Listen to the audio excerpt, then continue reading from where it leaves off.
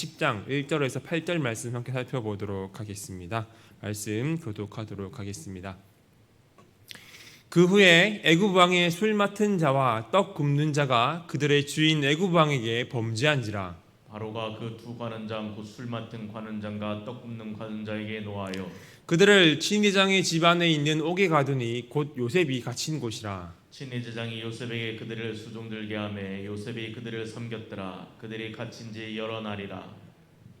옥에 갇힌 애굽 왕의 술 맡은 자와 떡 굽는 자 두 사람이 하룻밤에 꿈을 꾸니 각기 그 내용이 다르더라. 아침에 요셉이 들어가 보니 그들에게 근심의 빛이 있는지라. 요셉이 그 주인의 집에 자기와 함께 갇힌 바로의 신하들에게 묻되 어찌하여 오늘 당신들의 얼굴에 근심의 빛이 있나이까? 함께 읽겠습니다. 그들이 그에게 이르되 우리가 꿈을 꾸었으나 이를 해석할 자가 없도다. 요셉이 그들에게 이르되 해석은 하나님께 있지 아니하니까 청하건대 내게 이르소서. 아멘. 우리가 어제까지 보았던 창세기 39장에서는 요셉은 이 보디발의 아내에 의해서 모함을 당하여 억울하게 감옥에 갇히게 됩니다. 하지만 여호와께서 함께 하심으로 이 요셉이 형통케 되어서 이 간수장의 신임을 얻고 감옥의 모든 일을 맡게 됩니다. 이렇게 요셉이 감옥에 갇히고 얼마 후에 애굽 왕 바로의 술 맡은 사람과 떡 굽는 사람이 왕에게 잘못을 저지르게 됩니다. 어떤 잘못인지는 나와 있지는 않지만 이러한 이들의 직책으로 볼 땐 왕에게 올린 음식에 문제가 있었던 것으로 추측을 해볼 수가 있습니다. 이 왕의 음식은 독살을 할 수도 있기 때문에 왕의 생명과 직결된 문제입니다. 만약에 음식에 문제가 있었다면 이들은 심각한 죄를 저지른 것이죠. 그래서 바로는 술 맡은 간원장과 떡 굽는 간원쟁에게 노하여서 요셉이 갇혀있는 친위대장의 집안에 있는 감옥에 이들을 가두어 버립니다. 그런데 여러분, 이 술 맡은 간원과 떡 굽는 간원은 뭐 하는 사람입니까? 우리는 단순히 이들을 술을 관리하는 사람, 빵을 관리하는 사람으로 생각해서는 안 됩니다. 이들은 왕의 음식과 이 술을 책임지는 자들로서 왕의 곁에서 늘 시종을 드는 사람들입니다. 한마디로 왕의 신임을 받는 최측근이라는 것이죠.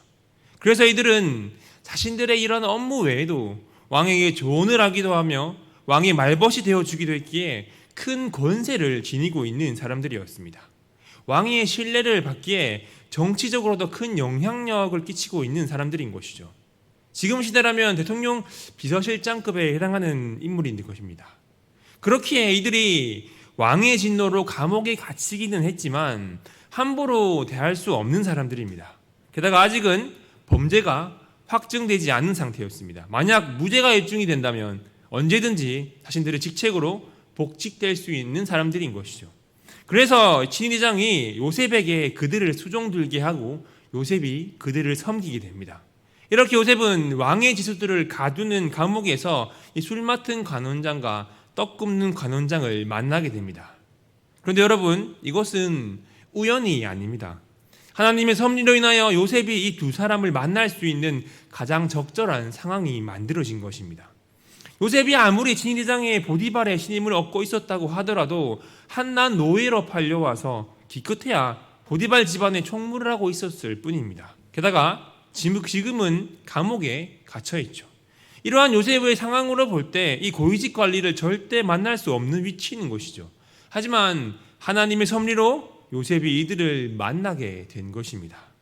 여러분, 이처럼 하나님께서는 하나님의 섭리에 따라서 이 계획하신 일들을 순서대로 이루어 가시는 분이십니다.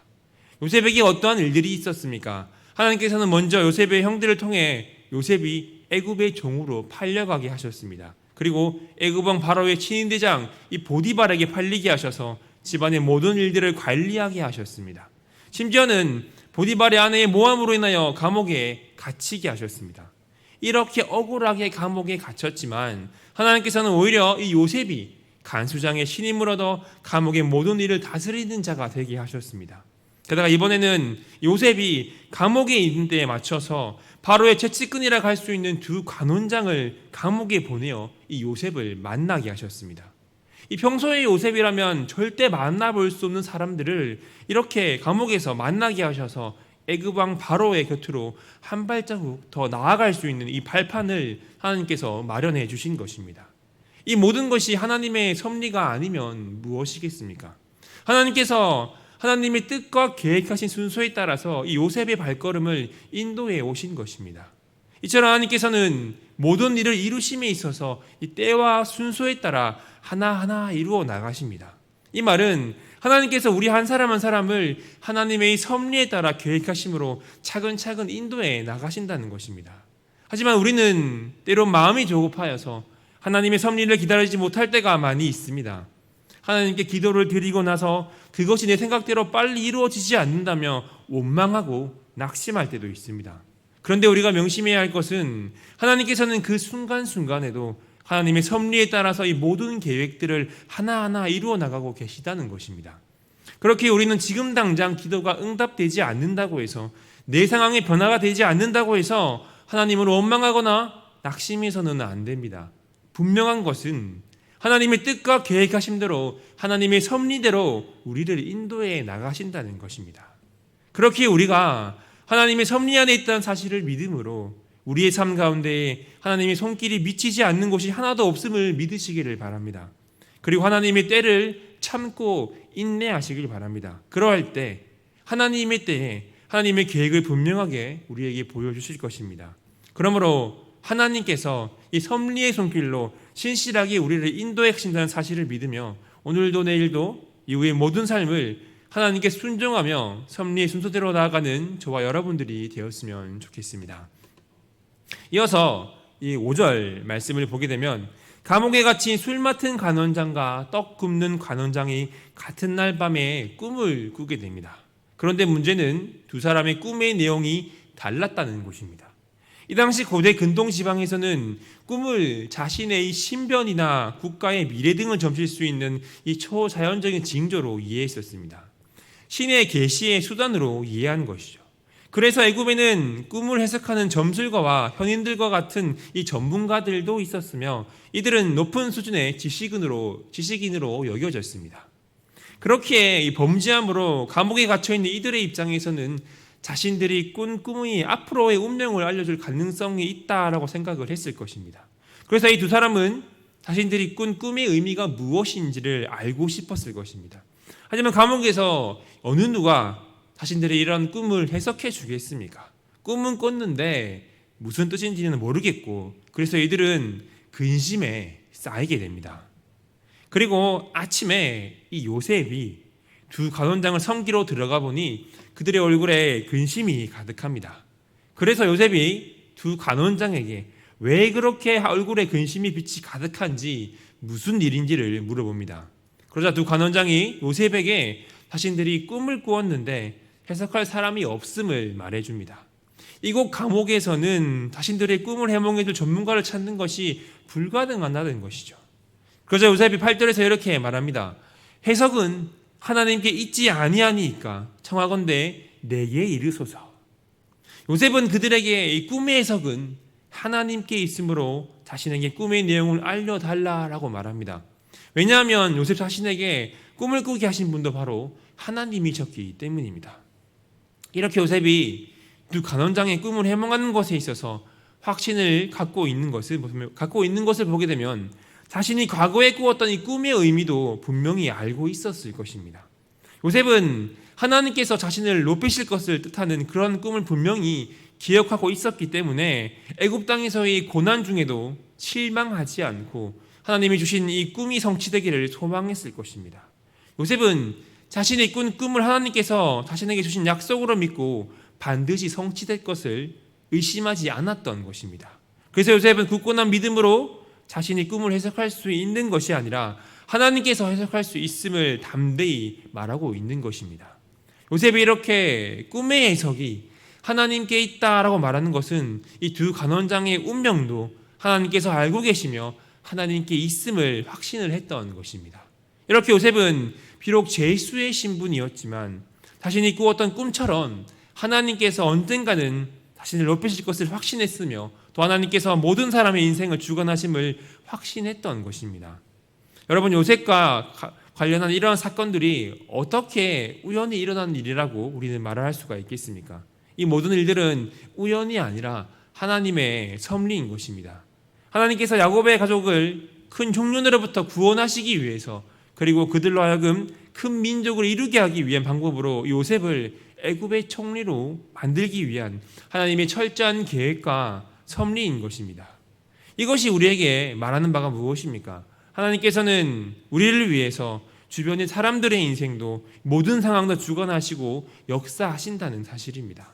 게다가 하나님을 믿는 백성뿐만 아니라 하나님을 알지 못하는 모든 사람들과 세상의 모든 나라와 역사까지도 하나님의 이 섭리 아래에 있음을 말해주고 있는 것입니다. 모든 것이 하나님의 주관 아래에 있음을, 섭리 아래에 있음을, 하나님께 있음을 말하고 있는 것입니다.